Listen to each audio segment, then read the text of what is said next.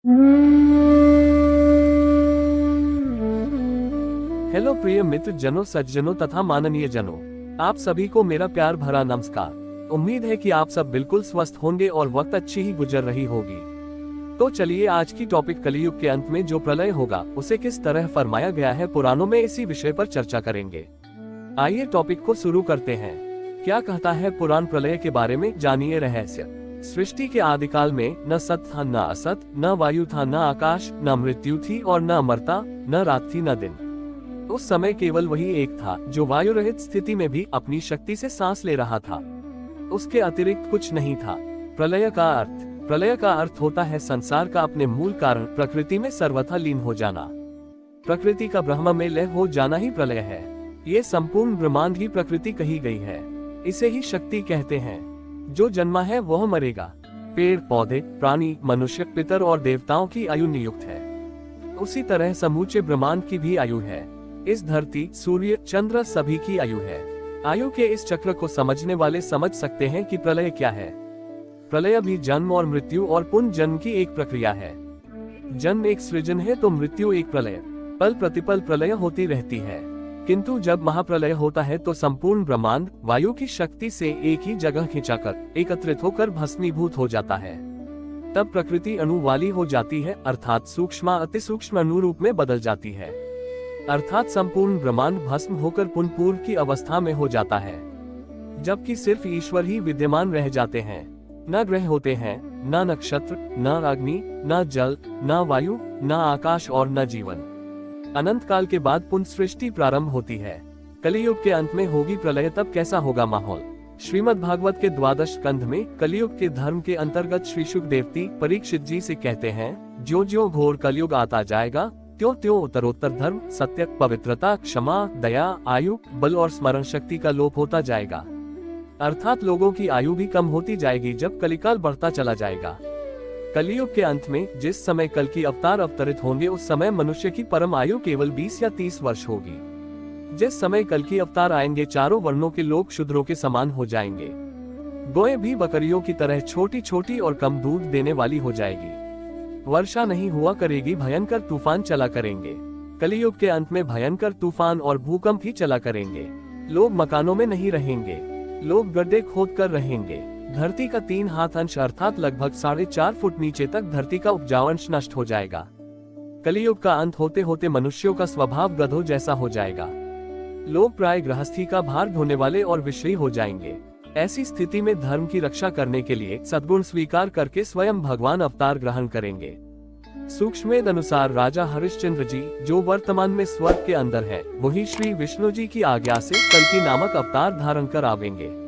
वे विष्णु लोक में विराजमान है जहां वे अपने पुण्यों का फल भोग रहे हैं। क्या है प्रलय? एक निश्चित और नियुक्त काल का पूर्ण हो जाना ही प्रलय है। हिंदू कालगणना विश्व की समय मापन की सबसे बृहत्तर इकाई या थ्योरी है। वेद और पुराण में संपूर्ण समय को संपूर्ण तरीके बांधा गया है। ऋषियों ने जलचर, थलचर, नभचर और पेड़ पौधे तथा पहाड़ों की आयु जानकर धरती की आयु को ज्ञात किया है। उसी तरह उन्होंने संपूर्ण ब्रह्मांड की आयु का मान निकाला है। पुराणों अनुसार प्रत्येक वस्तु और व्यक्ति की श्वास से नियुक्त है। जब तक श्वास चलेगी तब तक ही कोई वस्तु या व्यक्ति जिंदा रहेगा। वेद अनुसार जिंदा व्यक्ति ही नहीं बल्कि संपूर्ण ब्रह्मांड श्वास ले रहा है, तभी तो चलायमान है। वायु ही है सभी की आयु। पेड़ पौधे, जल और जंगल सभी श्वास ले रहे हैं। वह जो कि श्वास से आरंभ होता है वह यथार्थ कहलाता है, और वह जो त्रुटि से आरंभ होता है अवास्तविक कहलाता है। 6 श्वास से एक विनाड़ी बनती है, 60 श्वासों से एक नाड़ी बनती है और 60 नाड़ियों से एक दिवस, दिन और रात्रि बनते हैं। 30 दिवसों से एक मास, महीना बनता है। एक नागरिक सावन मास सूर्योदयों की संख्याओं के बराबर होता है। एक चंद्र मास उतनी चंद्र तिथियों से बनता है। एक सौर मास सूर्य के राशि में प्रवेश से निश्चित होता है। 12 मास एक वर्ष बनाते हैं। पुराणों में सृष्टि, उत्पत्ति, जीव उद्भव, उत्थान और प्रलय की बातों को सर्गों में विभाजित किया गया है। पुराणों के अनुसार विश्व ब्रह्मांड का क्रम विकास इस प्रकार हुआ है। नंबर 1, गर्भकाल। करोड़ों वर्ष पूर्व संपूर्ण धरती जल में डूबी हुई थी।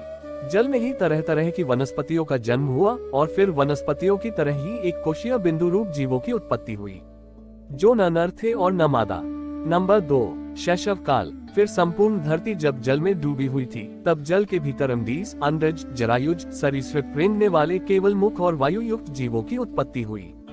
नंबर 3, कुमार काल। इसके बाद पत्र, ऋण, कीटभक्षी, हस्तपाद, नेत्र, श्रवणेंद्रियों युक्त जीवों की उत्पत्ति हुई। इनमें मानव रूप, वानर, वामन, मानव आदि भी थे। नंबर 4, किशोर काल। इसके बाद भ्रमणशील, आखेटिक, वन्य संपदा भक्षी, गुहावासी, जिज्ञासु, अल्पबुद्धि प्राणियों का विकास हुआ। नंबर 5, युवा काल। फिर कृषि, गोपालन, प्रशासन, समाज संगठन की प्रक्रिया हजारों वर्षों तक चलती रही। नंबर 6, प्रौढ़ काल। वर्तमान में प्रौढ़ावस्था का काल चल रहा है, जो लगभग विक्रम संवत 2042 पूर्व शुरू हुआ माना जाता है। इस काल में अतिविलासी, क्रूर, चरित्रहीन, लोलुप, यंत्राधीन प्राणी धरती का नाश करने में लगे हैं। नंबर 7, वृद्ध काल। माना जाता है कि इसके बाद आगे तक साधन भ्रष्ट, त्रस्त, निराश, निरुजमी, दुखी जीव रहेंगे। नंबर 8, जीर्ण काल। फिर इसके आगे अन्न, जल, वायु, ताप सबका अभाव क्षीण होगा और धरती पर जीवों के विनाश की लीला होगी। नंबर 9, उपराम काल। इसके बाद करोड़ों वर्षों आगे तक ऋतु अनियमित, सूर्य, चंद्र, मेघ सभी विलुप्त हो जाएंगे। भूमि ज्वालामयी हो जाएगी। अकाल। प्रकृति प्रकोप के बाद ब्रह्मांड में आत्यंतिक प्रलय होगा। कब होगी सृष्टि में प्रलय?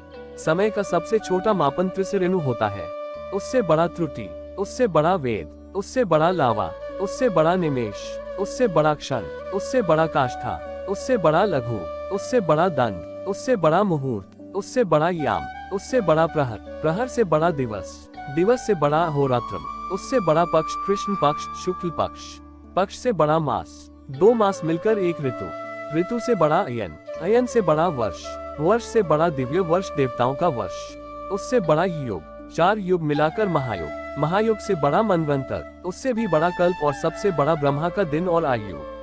प्रत्येक कल्प के अंत में एक प्रलय होता है, जबकि धरती पर से जीवन समाप्त हो जाता है। एक कल्प को 4 अरब 32 करोड़ मानव वर्षों के बराबर का माना गया है। ये ब्रह्मा के एक दिवस या एक सहस्र महायुग अर्थात 4 युगों के अनेक चक्र के बराबर होता है।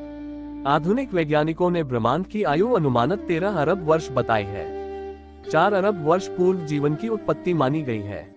2 कल्पों को मिलाकर ब्रह्मा की एक दिवस और रात्रि मानी गई है, यानी 2 खरब 59 अरब 20 करोड़ वर्ष। ब्रह्मा के 12 मास से उनका एक वर्ष बनता है और 100 वर्ष ब्रह्मा की आयु होती है।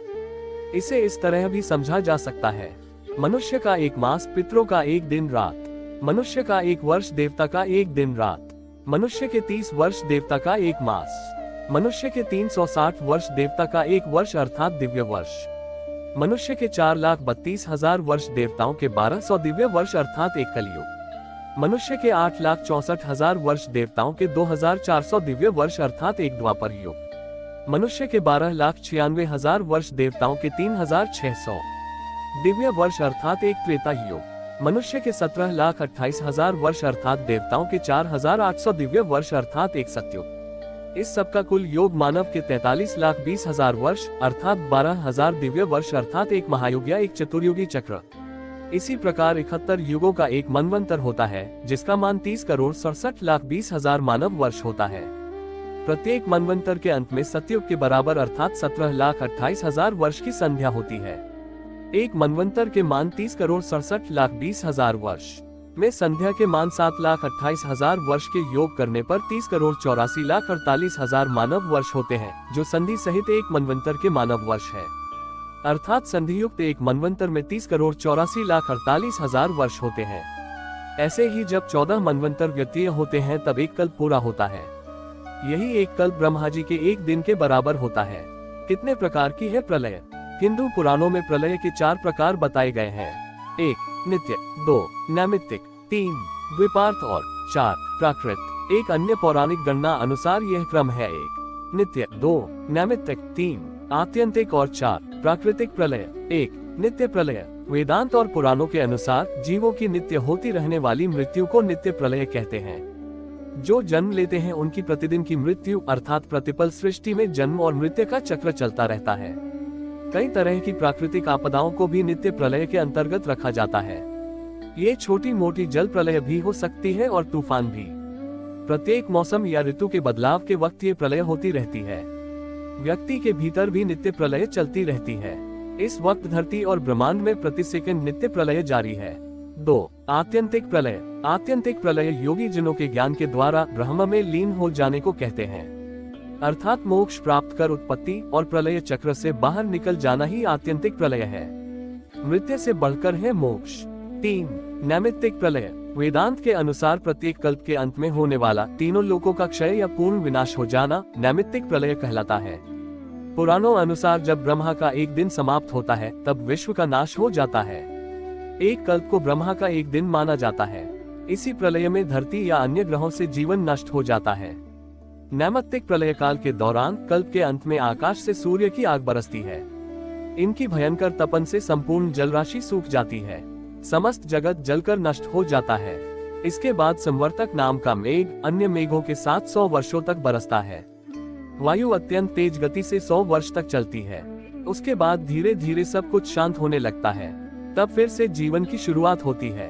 4. प्राकृत प्रलय। ब्रह्मांड के सभी भूखंड या ब्रह्मांड का मिट जाना, नष्ट हो जाना या भस्मरूप हो जाना प्राकृत प्रलय कहलाता है। वेदांत और पुराणों के अनुसार प्राकृत प्रलय अर्थात प्रलय का वह उग्र रूप जिसमें तीनों लोकों सहित महतत्व अर्थात प्रकृति के पहले और मूल विकार तक का विनाश हो जाता है और प्रकृति भी ब्रह्म में लीन हो जाती है, अर्थात संपूर्ण ब्रह्मांड शून्यावस्था में हो जाता है। न जल होता है, न वायु, न अग्नि होती है और न आकाश और न अन्य कुछ, सिर्फ अंधकार रह जाता है।